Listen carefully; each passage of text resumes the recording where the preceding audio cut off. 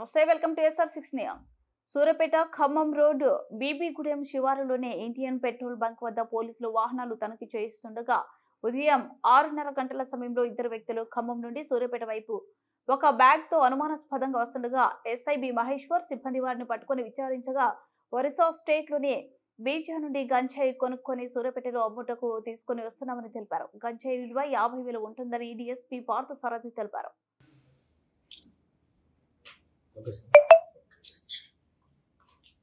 ఉదయం ఆరంభావ ప్రాంతంలో మన చివెంల SI మహేశ్వర్ గారు బీబీగూడెం శివారు ఇండియన్ పెట్రోల్ బంక్ దగ్గర అనుమానాస్పదంగా ఇద్దరు వ్యక్తులు వస్తే ఒక బ్యాగ్ పట్టుకొని పోతుంటే డౌట్ వచ్చి వాళ్ళు నాకు చెక్ చేస్తే వాళ్ళ దగ్గర మనకు ప్రభుత్వ నిషేధిత ఎండు గంజాయి దొరికింది. అది సుమారు 1 కిలో 250 గ్రాములు ఉంటుంది. ఇద్దరిని కూడా అదుపులో తీసుకుని ఆ గంజాయి స్వాధీనపరుచుకొని వాళ్ళ దగ్గర 2 సెల్ ఫోన్ స్వాధీనపరుచుకోమైంది. అందులో ఒక అతను వచ్చేసి అమర్నాథ్ నిషాద్, ఇంకొక అతని పేరు మొహమ్మద్ హబీబు. ఈ అమర్నాథ్ నిషాద్ అనే అతను యూపీ స్టేట్ సంబంధించిన వ్యక్తి.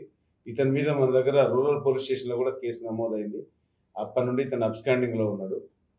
ఈ కేసులో ఇతన్ని అరెస్ట్ చేసి మన రూరల్ పోలీస్ స్టేషన్ కేసులో కూడా మేము అరెస్ట్ చేస్తాం. వీళ్ళ మీద ఇద్దరి మీద కూడా షీట్ ఓపెన్ చేస్తాం.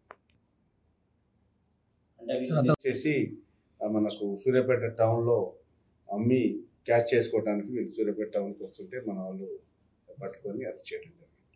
సుమారు ఎంత ఉండదు సార్? సుమారు వీటి విలువ మనకు 50,000 వరకు కాస్ట్ వస్తుంది.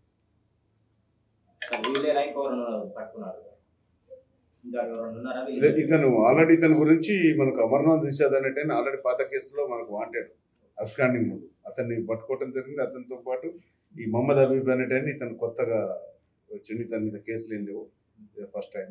ఇతన్ని కూడా అరెస్ట్ చేసి